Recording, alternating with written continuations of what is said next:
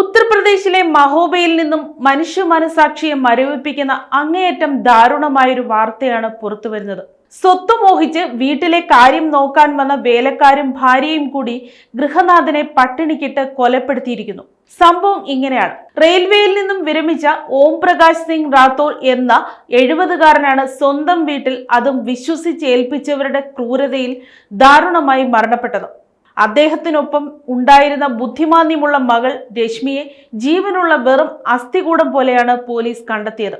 ഭാര്യയുടെ മരണശേഷം പാചകം ചെയ്യാനൊന്നും വശമില്ലാത്തതുകൊണ്ട് സഹായത്തിനു വേണ്ടിയാണ് രാംപ്രകാശ് കുശ്യാഹയെയും ഭാര്യയെയും ഓം പ്രകാശ് ജോലിക്കെടുത്തത്.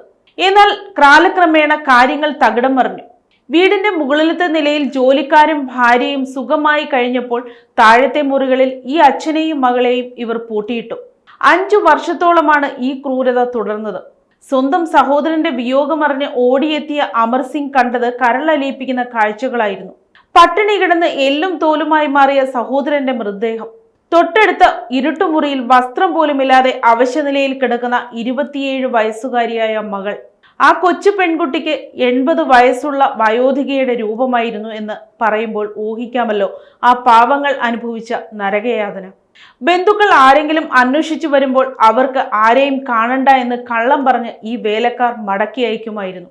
ദിവസത്തിൽ ഒരു നേരത്തെ ആഹാരം പോലും കൊടുക്കാതെ ആ വീടും ബാങ്കിലെ നിക്ഷേപവും കൈക്കലാക്കാൻ വേണ്ടിയായിരുന്നു ഇവർ ഈ കടുങ്കൈ ചെയ്തത്. എന്തായാലും പോലീസ് മൃതദേഹം പോസ്റ്റ്മോർട്ടത്തിന് അയച്ചിട്ടുണ്ട്.